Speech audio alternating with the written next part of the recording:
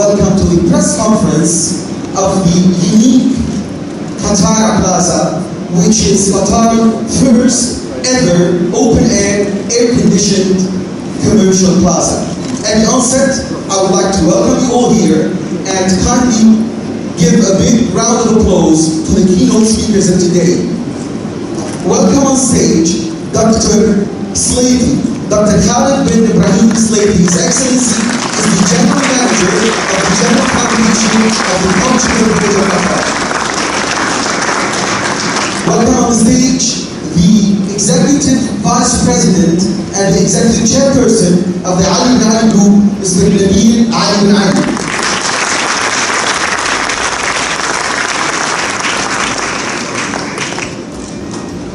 Welcome on stage, please, Mr. Laurent Hayles, Senior Vice President, Strategy and Business Development of Galeries Lafayette Group. The Global Director of Evian, Mr. Laurent Houel. And also, please welcome Mr. Bruno Moinard, Architect Designer, President of 4BI and Associates.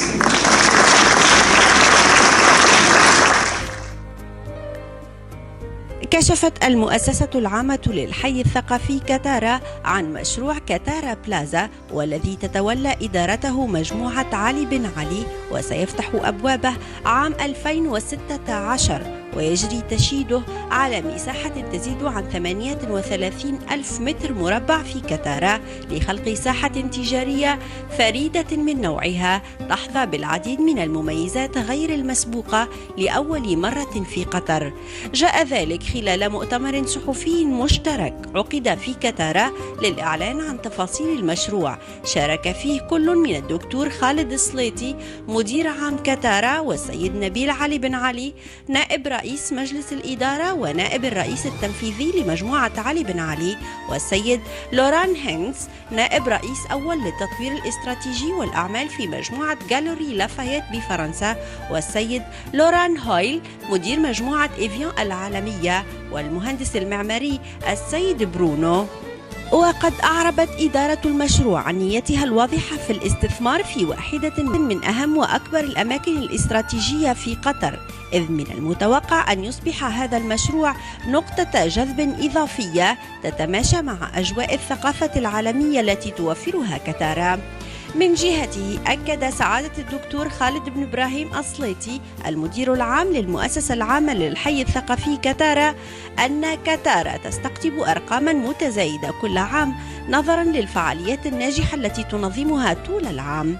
وفي معرض حديثه عن هذا المشروع قال السيد نبيل علي بن علي نائب رئيس مجلس الإدارة ونائب الرئيس التنفيذي لمجموعة علي بن علي: يسعدنا أن نعلن عن إطلاق هذا المشروع الكبير والذي تعدت تكلفته 500 مليون ريال، ونحن في مجموعة علي بن علي ندرك إمكانيات النمو الهائلة والواعدة في السوق القطرية، وندعم رؤية قطر الوطنية 2030 لتعزيز مكانة البلاد الرائدة في منطقة الخليج، ونستهل المشروع اليوم بحماسة وفرح بالغين، ونتوقع أن يساهم كتارا بلازا في تقديم تجربة تسوق غير مسبوقة عالمية وفريدة من نوعها للسوق القطرية، تجمع بين أعلى معايير الخدمة التي لا تخلو من الترفيه.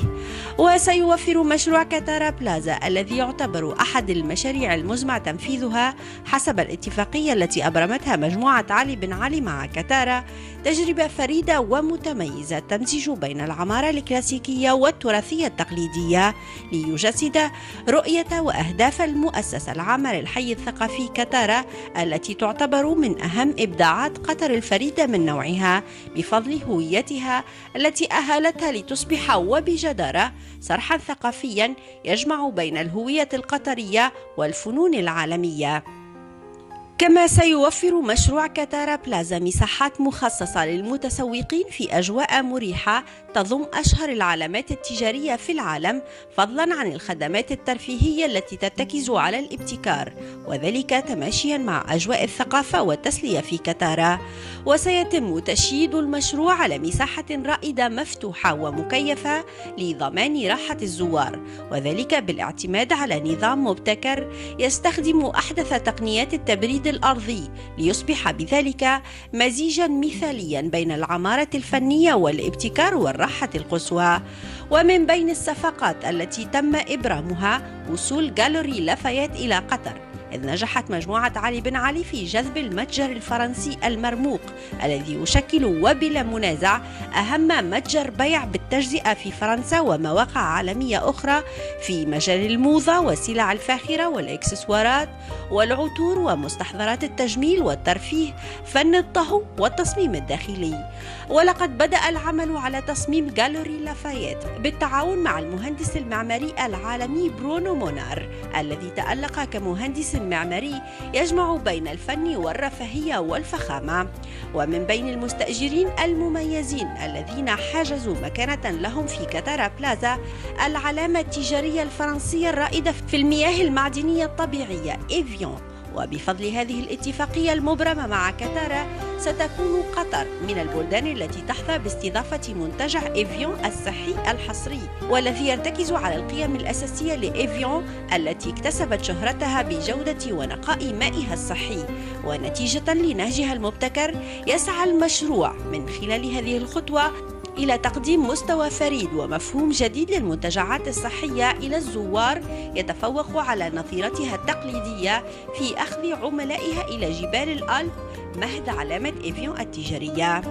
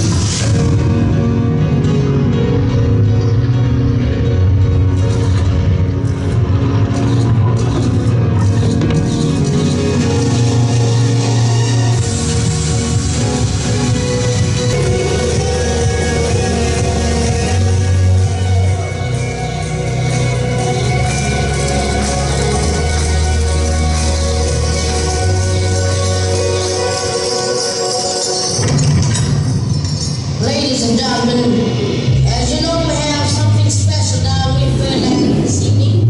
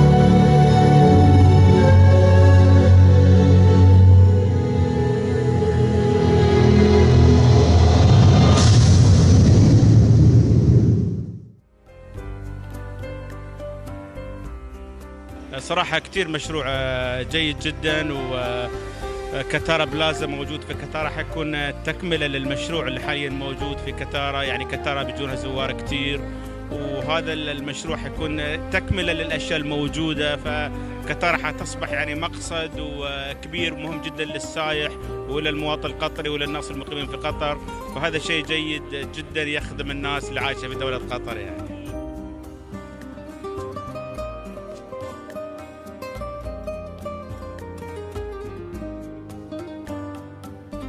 طبعا مشروع عظيم. أنا الحمد لله كان لي فرصة أن أشوف المشروع على خرائط والموكب، واليوم نشوف حقيقة شيء نفخر فيه، ويعني أجمل جدا من ما شفت على الأوراق يعني. وشوي شوي قاعدين نشوف أن المشروع قاعد يكتمل أكثر وأكثر يعني.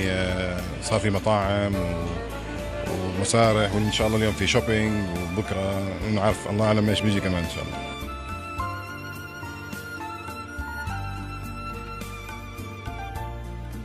Dans cet endroit historique qui est un héritage culturel, et nous on vient se greffer à l'intérieur de ces bâtiments pour aménager l'ensemble des Galeries Lafayette. C'est une longue expérience, c'est un long travail, c'est un travail depuis 7 ou 8 ans à Paris. C'est un premier, un deuxième, un troisième magasin, et donc c'est une expérience qu'on a eue ensemble, comme l'expérience que j'ai avec tous mes clients en général. Il y a une première expérience, une deuxième. Cartier, ça fait 15 ans qu'on travaille ensemble et je suis à la tête de toutes les boutiques. Les Galeries Lafayette, c'est la même chose. Cartier, c'est dans le monde entier. Hermès, c'est dans le monde entier. Galeries Lafayette, c'est dans différents points du monde. Et donc, c'est pour moi des endroits intéressants, parce que c'est un endroit où on doit mélanger les cultures, des codes culturels, et les mélanger comment ? Eh bien, il y a des moments où on ne sait pas, mais on arrive petit à petit à comprendre. Il faut savoir que ce sont des projets compliqués, qui sont très grands, qui représentent beaucoup de marques, qui représentent aussi les Galeries Lafayette, qui sont l'image de Paris, mais qui ne doit pas être l'image de Paris réinstallée à Doha pour en faire un pastiche. C'est l'interprétation des Galeries Lafayette de Paris vue d'une manière beaucoup plus moderne au Qatar.